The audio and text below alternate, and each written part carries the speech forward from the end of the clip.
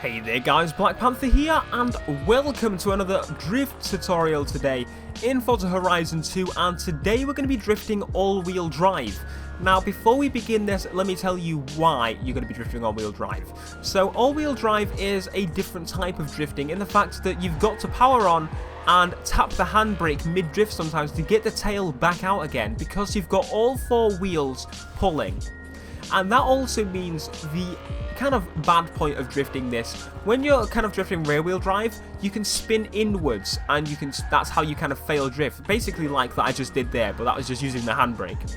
So what you will do fail wise in this is the fact that you need to maintain the drift, and if you do keep pressing the handbrake mid drift, it's going to pull forward into the corner and mess you up.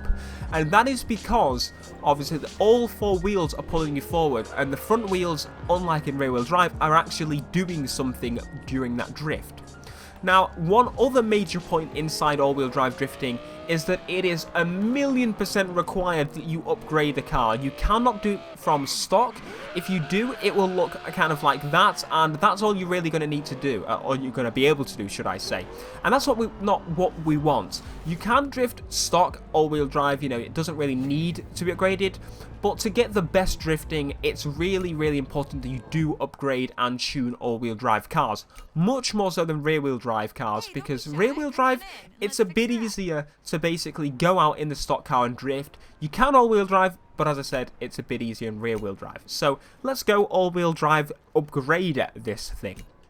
Now, as said, you can do a drivetrain swap on all the cars, so if you really prefer rear-wheel drive, there's the option to do so. But as I said, for this tutorial, it's going rear-wheel drive.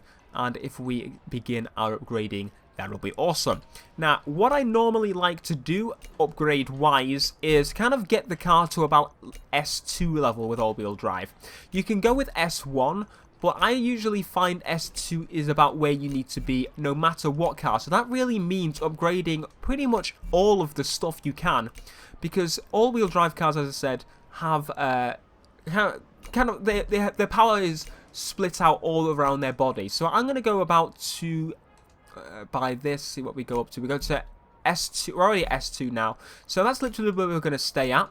And once again, we're going to apply all the springs and such, which will allow us to adjust all of the things in tuning. So let's begin going through all of these. And once again, weight reduction is completely optional. It's up to you guys if you want to add the weight reduction in. I'm going to add the weight reduction into this build, because why would we not? And then we're going to go to the drivetrain upgrade everything here once again, so it's adjustable and obviously lighter, and improves performance that we can get from drifting all-wheel drive cars. So let's apply all of these, and once again apply these. Now you'll remember in the last tutorial that I did mention that you can change the tyre width of front and rear in all-wheel drive, and this will improve everything about both rear and front. So that's kind of the point here. Basically, put the thicker tyre on the tyres that actually do something. Obviously the front tyre on the rear wheel drive doesn't, and the rear tyre on front wheel drive doesn't, so you get the idea. Once again, you can do the tyre compound if you want. Race compound is usually not something you'd put on there unless you want to grip to the road, so keep that in mind. Now, as for applying body parts here, I'm going to actually apply these because I'm feeling like the Audi needs these beautiful things, because why would we not? Why not, right? And I'm not sure on that spoiler now, actually, but we're going to keep it anyway. And there we go. So that's pretty much my all-wheel drive upgrade done. What you could do is go out and drive this thing as is. It's pretty much going to drift as you really need stock. So let's go for another drive again. As you can tell straight away, we've got a lot of wheel spin from all four wheels. And if we go second, power on as we did before. There we go. So as you can tell, it comes out of the corner a little bit differently because all four wheels are, providing power to the car. And it's a lot easier to adjust mid-drift in all-wheel drive because once again, you've got control over all four wheels. But you will be finding yourself pressing handbrake mid-drift as I just did there. So that's one of the main differences between rear-wheel drive and all-wheel drive drifting. But in the fact that you can pretty much drift anything very, very easily, it's a lot easier to set up all-wheel drive drifting, but more expensive in the same sense. So as I said, you can stick stock if you want to. But what I want to do is actually play about and begin tuning this thing. So we'll go over to car now. And if we go to tune car, this is where the tune comes in once again. So once again, I put it more towards acceleration because it's a drift build. I'm going to reduce some of the camber. I'm going to increase some of the toe angle to increase the turning circle. And as for the anti-roll bars, I'm going to stiffen these up as we did on the other rear-wheel drive car, because obviously we don't want it to flop about as it does. Now obviously, because this car's kind of like a higher end car already, it's already going to be quite stiff because, well, these cars are made to be stiff, they're made to be low to the ground, that sort of thing, so you know there's that. So if we very quickly kind of just follow the basis of what it's got already stock. So if the top is already less than the rear, I usually increase the, as it is. Don't kind of over make the front stronger than the rear if the it's already set up the other way. Just keep it as it is, but improve the number. As for the aero, we've got the ability to adjust these here, so I'm going to keep those stock as I normally do. And this is the differential of the kind of all-wheel drive cars. Now this is going to be a little bit different, as I said, because obviously this car has all four wheels being provided power to. Now, with the front, what I would like to do at the beginning is put it to 10 and 0. This will reduce the amount of power that's sent to the front because we don't want this car to pull forward. Some cars are better than others at stopping to do this, so if you have a bit of trouble kind of drifting, increase the high and the acceleration. Obviously keep them within 10%, so if you put it to 20, put this on 10, and that's basically how you do it. So as I said, if you have a bit of trouble drifting, increase that, but usually all cars seem to be fine at 10 and 0. As for the rear, you're going to put it to 80 and 70 again, and once again, if you have trouble, adjust it as you did. And this is where the center comes in. The center basically adjusts where the power is sent to more so. At the minute, it's got a 70% bias to the rear. I usually put it to about 60% bias. You can put it equal, but I usually put 60. That seems to work right, and that is that. That car is now tuned and ready to be drifted. So let's give it another go. Start in first gear, that'd probably be better.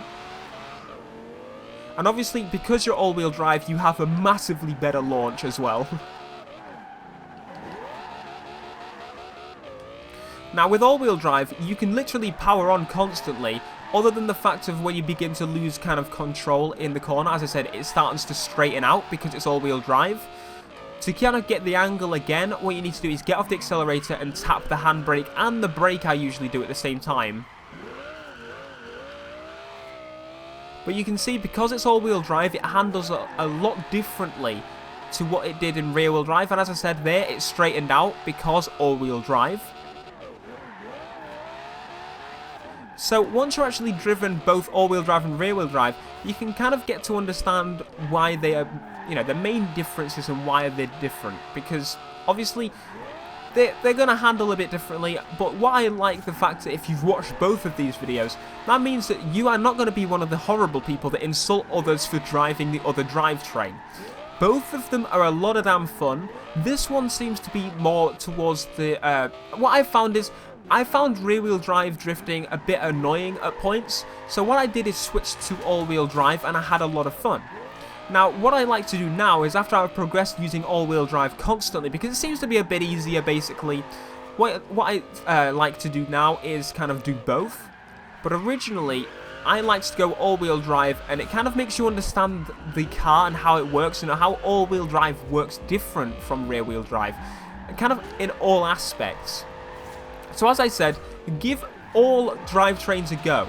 When you make your next drift build, try the other drivetrain. Convert it to all-wheel drive if it's a tuner car. If it's already all-wheel drive, convert it to rear-wheel drive. Play around with it.